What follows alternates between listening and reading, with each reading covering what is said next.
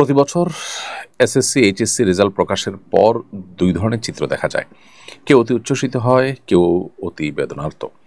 Result ভালো না হলে অনেকে আত্মহত্যা পর্যন্ত করে। বিষয়টাকে আপনি কিভাবে মূল্যায়ন করবেন? খুবই গুরুত্বপূর্ণ একটি প্রশ্ন। আজকের লাইভের সবচেয়ে গুরুত্বপূর্ণ প্রশ্ন আমার কাছে এটি মনে হচ্ছে, কারণ অতি সম্প্রতি আমরা দেখেছি যে এসএসসি পরীক্ষার ফলাফল প্রকাশ হয়েছে এবং যথারীতি সমস্ত পত্রপত্রিকায়, গণমাধ্যমগুলোতে বেশ গুরুত্বের সাথে ভালো ফলাফল যারা করেছেন তাদের পাশাপাশি তাদের মা বাবার উচ্ছ্বাস, আনন্দ, উল্লাস, তাদের নাচানাচি, তাদের আনন্দে আত্মহারা হওয়ার চিত্রগুলোকে ফুটিয়ে তোলা হয়েছে। কোন একজন গবেষক এবং এ বিষয়ে কোন একজন এক্সপার্টের বক্তব্য শুনছিলাম বেশ আগে। তিনি বলেছিলেন যে আমাদের দেশে যেভাবে পাবলিক পরীক্ষাগুলোর পর, বিশেষ করে এসএসসি, এইচএসসি এ জাতীয় পরীক্ষাগুলোর ফলাফল প্রকাশের পর সারা দেশে বাবা মা এবং শিক্ষার্থীরা যে আনন্দ উল্লাস করেন, শিক্ষা প্রতিষ্ঠানের মাঠে বের হয়ে আসেন, অনেকে রাস্তাঘাটে নিজেদের আনন্দ প্রকাশ করেন এবং বিশেষ করে মিডিয়াগুলোতে যেভাবে ফলাও করে এটাকে প্রকাশ করা হয়, প্রচার করা হয়, একেবারে প্রথম পাতায় আনন্দ উল্লাসের ছবিকে যেভাবে প্রকাশ করা হয়, এটা পৃথিবীর অন্য কোনো দেশে হয় না। অর্থাৎ একটা পাবলিক পরীক্ষাকে নিয়ে এত মাতামাতি করা, বিশেষ করে এটার ফলাফলকে নিয়ে এত মাতামাতি করা, এটা আসলে অতিমাত্রাই হয়ে থাকে। এখানে দুই দিক থেকে সমস্যা আছে। এক হলো, এটাকে যখন আমরা একেবারে সকল সফলতার চাবিকাঠি টাইপের বিষয় মনে করি, তখন যারা পরীক্ষায় কোনো কারণে ফলাফল কাঙ্ক্ষিত করতে পারেন না, খারাপ করেন, তারা বিমর্ষ হয়ে পড়েন, ভেঙে পড়েন এবং অনেক আত্মহত্যার পথে পা বাড়ান। এই যে খারাপ হলে আত্মহত্যার পথে পা বাড়ানো এবং ভালো হলে আনন্দে আত্মহারা হয়ে যাওয়া, এই দুটোই আসলে আমাদের আচরণগত সমস্যা এবং দৃষ্টিভঙ্গিগত ত্রুটি থেকেই এই পর্যায়ে চলে আসা। আমরা এত বেশি বস্তুবাদী হয়ে গেছি এবং এত বেশি আমরা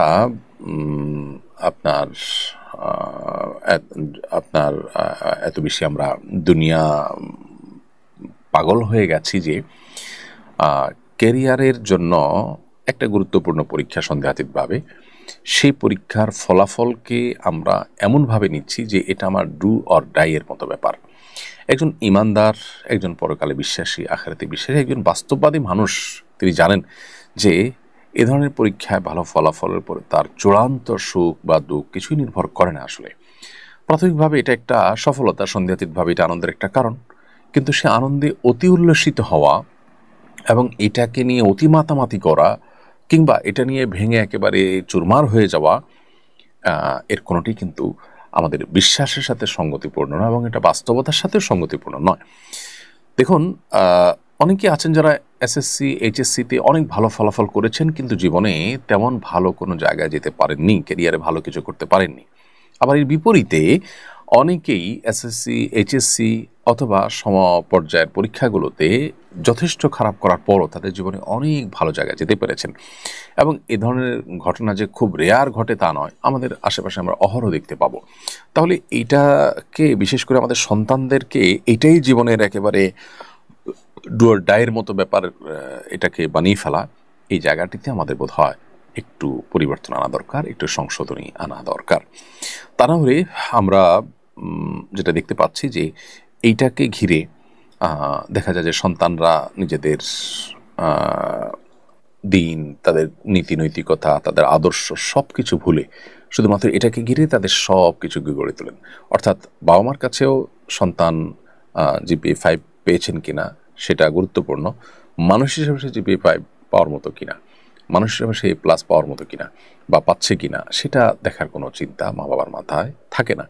যার কারণে আমরা একটা শিক্ষিত সমাজ পাচ্ছি কিন্তু সভ্য সমাজ পাচ্ছি না, মানবিক সমাজ পাচ্ছি না, নীতিবান সমাজ পাচ্ছি না। তো এই শিক্ষিত সমাজ দিয়ে আমরা কি করব? এরকম শিক্ষিত মানুষের সংখ্যা দেশে বেড়েও আমরা দেশকে কি কাঙ্ক্ষিত জায়গায় নিয়ে যেতে পেরেছি?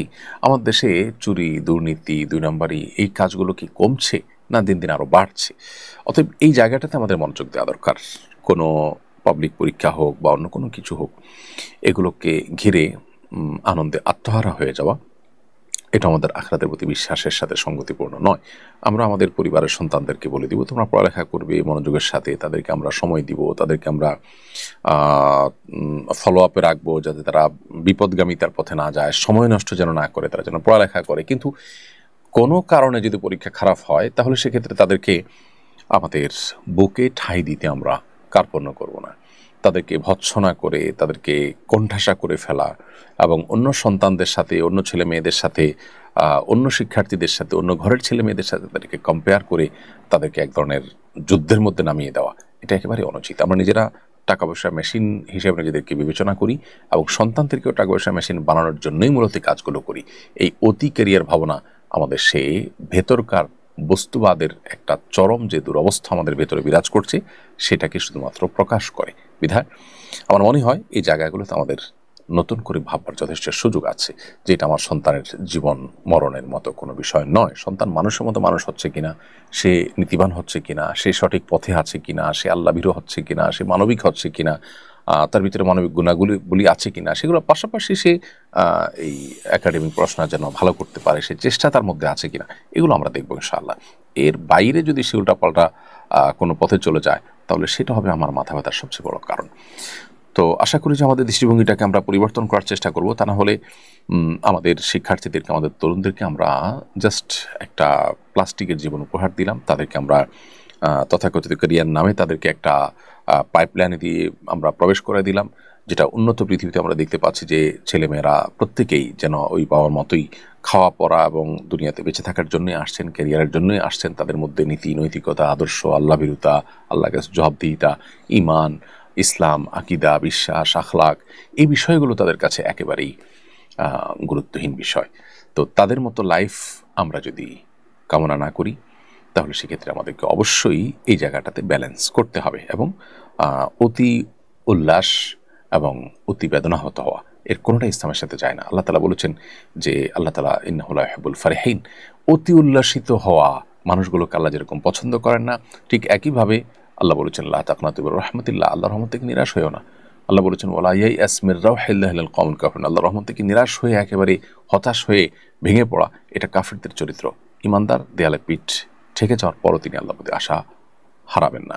আমার ফলাফল খারাপ হয়েছে, ইনশাআল্লাহ পরবর্তী ফলাফল ভালো হবে, অথবা এর পরেরটাও যদি ভালো না হয় এর ভিতরে আমার কোনো কল্যাণ নিহিত আছে, আমার জীবনের সাফল্য হয়তো অন্য কোনো পথে আসবে, কখনো আশাহত হওয়া যাবে না।